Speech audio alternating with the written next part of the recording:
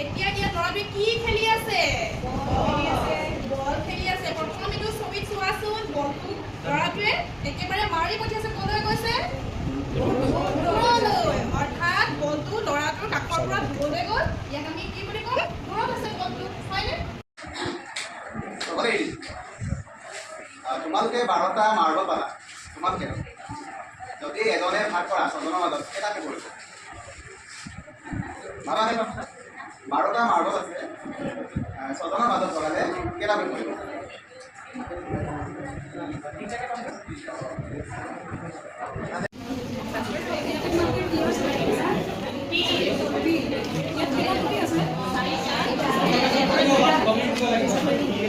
ইয়াতে কেইটা টুপি আছে হিচাপ কৰাচোন? দুটা।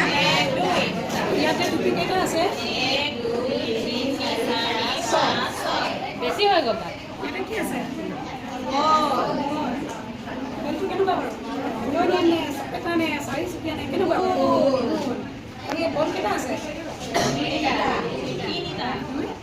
নাই হোৱা। এতিয়া সমান হৈছে নেকি? এতিয়াও এইফালে তলত আছে হয় নাই? এতিয়া আমি ইয়াতে চাম। এতিয়া সমান চকীখন এইটো যে তলটো সমান হৈছেনে চোৱাচোন? সমান হ'ল। এতিয়া ইয়াতে কিমান আছিলে? 4 আৰু আমি 2টা 4টাৰ লগত 2টা লগ লগাই দিলোঁ হয়নে? এতিয়া ইয়াতে নাম্বাৰটো কিমান লিখা আছে চোৱা? 1 2 3 4 5 6 তাৰমানে আমি কি পালোঁ? 4 নিজৰ ইচ্ছামতে কৰিব, মানে টকাৰ নামাকৰণ হয়তো নহ'বও পাৰে আৰু মানে বাস্তৱিক বস্তুৰ লগত তাৰ সামঞ্জস্য ৰাখিবলৈ চেষ্টা কৰিব। তাৰপাছত আকাৰৰ ধাৰণা যেনে সৰু ডাঙৰ, ইয়াত সৰু থকা ডাঙৰ ওলাই যে সেইখিনি তেওঁলোকে সৰু ডাঙৰৰ ধাৰণা কৰিব পাৰিব। পৰিমাণৰ ধাৰণা, এটা ত্ৰিভুজৰ ভিতৰত কিমান আছে তাতকৈ ইয়াত বেছি আছে।